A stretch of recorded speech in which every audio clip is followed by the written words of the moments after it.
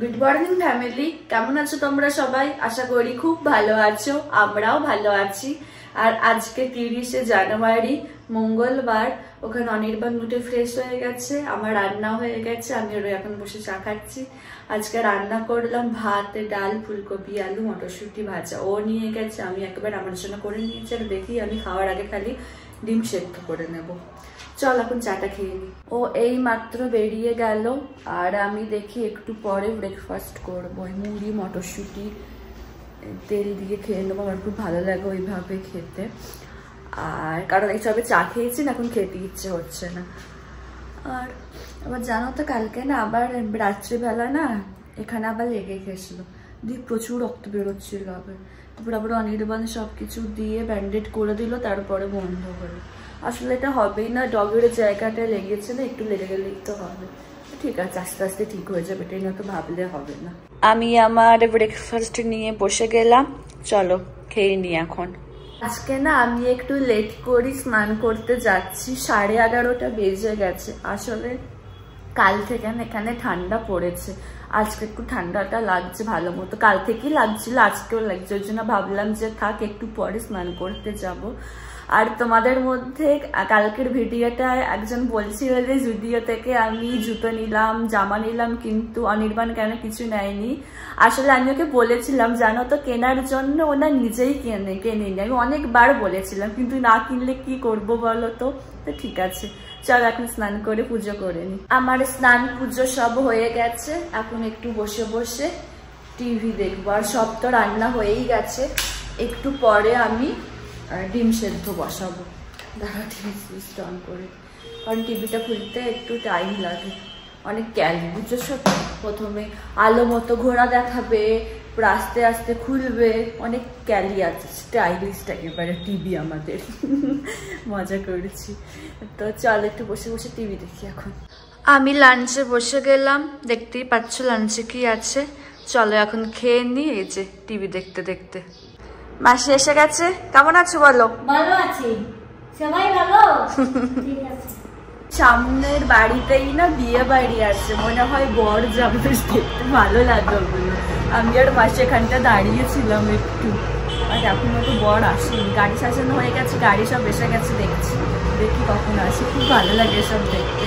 যখন ছোট ছিলাম, ছোট কি বলবো, মানে বিয়ের আগে অব্দি মায়ের তলায়, মানে জানো তো তোমার সিদ্ধেশ্বরী মায়ের ওখানে যখনই বড় আসতো, মানে পুরো বাইরে বেরিয়ে দেখতাম।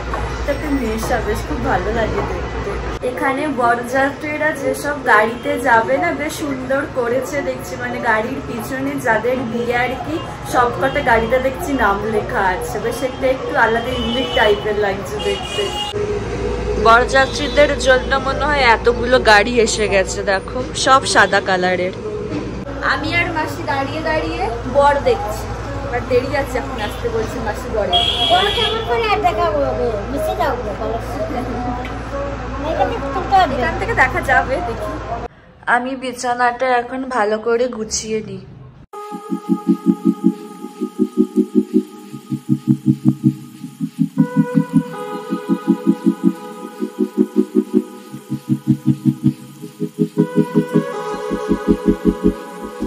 সন্ধে হয়ে গেছে, আমি চলো সন্ধ্যাটা দিয়ে দিই। নাইকা থেকে আমার একটা পার্সেল এসেছে, তোমাদেরকে চলো খুলে দেখাই কি আছে ওর মধ্যে। আর জুডিও থেকে কি কিনেছিলাম তোমাদেরকে তো তখন দেখিয়েছিলাম, তো আজকে একবার দেখিয়ে দিচ্ছি ভালো করে। বলো বলছি কি, চলো। এই যে চলো খুলে দেখি। আমি তো জানি কি আছে এর মধ্যে, তোমাদেরকে চলো ভালো করে খুলে দেখাই।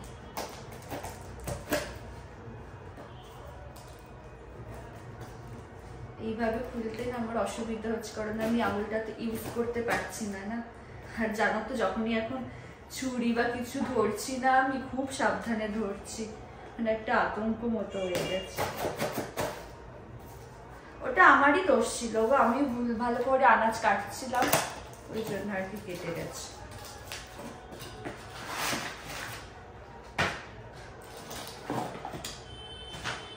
আমি ফরএভার 52 এর একটা ব্লেন্ডার নিয়েছি। এটা খুব লাগতো আমার, আগের যেটা ছিল না ওটা কেমন হয়ে গেছে। দেখো কি সুন্দর স্টাইল, দেখো না খালি, এই যে দেখো খুব সুন্দর দেখতে, দেখো ভালো। এই যে ফরএভার 52 এর, আমি এটার লিঙ্ক ডেসক্রিপশন বক্সে দিয়ে দেব, তোমরা চেক আউট করতে পারো। অনেক রকমের এরকম আছে, কি বলে বলো না, মানে স্টাইল আর ডিজাইন আছে। আমি যে পার্লারে যাই না, তো ওই পার্লারে দিদিটা বলেছিলেন যে ফরএভার 52 এর ব্লেন্ডার নিয়েও খুব ভালো, তো ওই জন্য এটা নিয়েছি। এটা একবার ফেলে দিতে হবে, ফালতু রাখার বেশ খুব সুন্দর জায়গা আছে এটার। এটা তো গেল। আর তোমরা তো জানোই আমি জুডিও থেকে কি নিয়েছিলাম, তাও তোমাদেরকে একবার আমি দেখিয়ে দিচ্ছি। প্রথমে দেখো এই স্লিপারটা নিয়েছিলাম আমি পিঙ্ক কালারের, এটা কোনো ইউজ করা হয়নি। আর জানো তো খুব নরম, এই স্লিপারটার দাম নিয়েছে 299 টাকা। 299 টাকায় বেশ ভালো স্লিপার পেয়ে গেছি আমি, যে নরম আছে বেশ। আর এই তো সেই ড্রেসটা যেটা দেখালাম তোমাদেরকে, এই যে খুব সফট আছে জানো তো, মানে এরকম দামেও যে এরকম সফট পাওয়া যায়, এমনি তোমার অনলাইনে পাওয়া যায়, বাট ওরকম জুডিও টুডিওতে প্রথম গেলাম তো ফার্স্ট এক্সপ্লোর করলাম, বেশ আমার খুব ভালো লেগেছে জামার কাপড়ের রেটগুলো, খুব সুন্দর। জামাটা বেশ খুব সুন্দর, পরলে বেশ একটু পরতে ভেবেছি, পরতে বেশ স্টাইলিশ লাগবে দেখতে। আর এখানে ইলাস্টিক দেওয়া আছে, তো আরো বেশি ভালো লাগে। তো এই যে সেই জামাটা যেটা নেওয়া হলো, আমার এরকম এখন না ওয়ান পিস পরতে খুব ভালো লাগে জানো তো, বেশ সুন্দর লাগে। গ্রীষ্মকালের জন্য তো একদম পারফেক্ট বলবো আমি এরকম ড্রেসগুলো। এবার এটাকে আমি আলমারিতে ঢুকিয়ে রাখবো, কোনো দোকান হয় না, এটা রেখে দিই, কাজে লেগে যাবো না কোনো কাজেতে। তো আমি বললাম যেটা, যে ওটার আমি ডেসক্রিপশন বক্সের লিঙ্ক দিয়ে দেবো। তো অনেক রকমের ডিজাইন আছে, তোমাদের পছন্দ মতো নিতে পারো। আজকে আবার না খুব চা মন করছে, বুঝলে তো, তো একটু চা বানাই আমার জন্য। আর ওদিকে লাইটটা অফ করে দিই ঘরের, খাবার ঘরটা ধোঁয়া ধোঁয়া হয়ে গেছে, ভালো লাগে গন্ধটা।